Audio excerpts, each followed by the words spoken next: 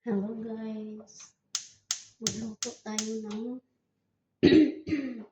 sitaw with crispy chicken. Hindi pa naubos-ubos. Yan o, crispy chicken and sitaw. Siyempre ang ating mga pansahog. Hay, kadagpo sa sili. Ayan. Yan o. So guys, i-prito lang natin ng konti. Ayan. Tapos, initin lang natin siya ng konti para mag-absorb naman yung mantika dyan. So, see you later. Siya na guys, so pwede na to guys. So, ano na siya, parang lumiit na. Kumunti, diba? Nilagyan ko pala ito ng konting toyo. Yan.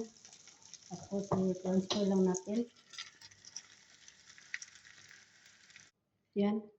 Nahanan muna natin. Tapos ngayon, i-prito na natin. Igisa na natin nating bawang at sibuyas. Sabay ko na yan. Sabay na. Para madali ang luto. Okay lang yan guys. Kasi malalaki din naman. No? Golden brown lang natin siya. Yan na guys. Pwede na natin ilagay ang ating sitaw. Yan. Gawin natin ng toyo. Soy sauce.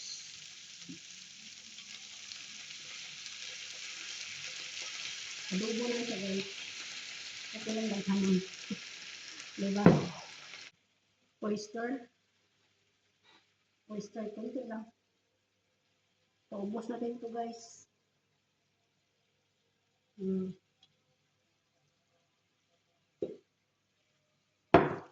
Tapos, karawuna. Mix lang natin yan. Ayan. Siyempre, paminta. Hindi mawala yung paminta natin. Black pepper.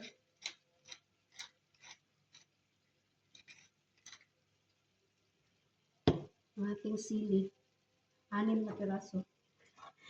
Sabay na natin yung lahat dyan.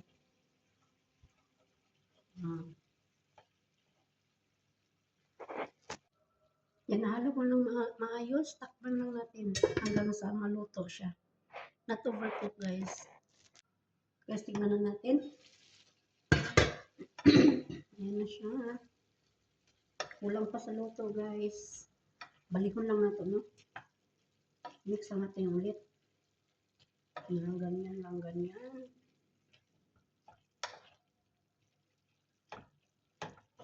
Ayan. Tapos takpan natin ulit guys.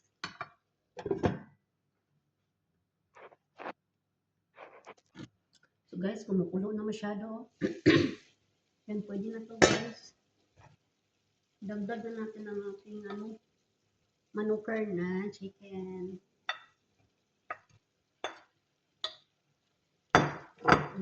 Nahiya na yung sitaw guys. Nahiya na yung sitaw sa manok. So itong crispy chicken natin, ito na yung pinakahuli plus. So wala na tayong chicken shaken, no? Haluin. Tignan yung mga sili natin, no? Nagsilabasan. Takpan.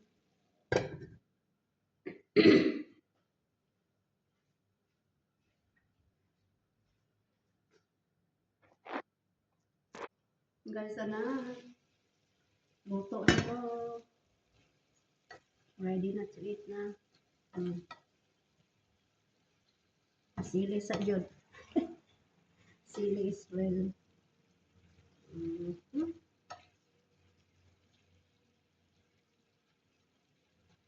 Ngayon, ilagay na natin ang ating red hot pepper. Rasyon lang yan siya guys.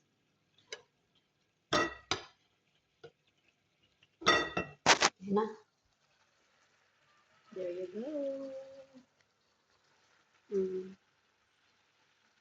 Yan na ang ating adobong sitaw with crispy chicken.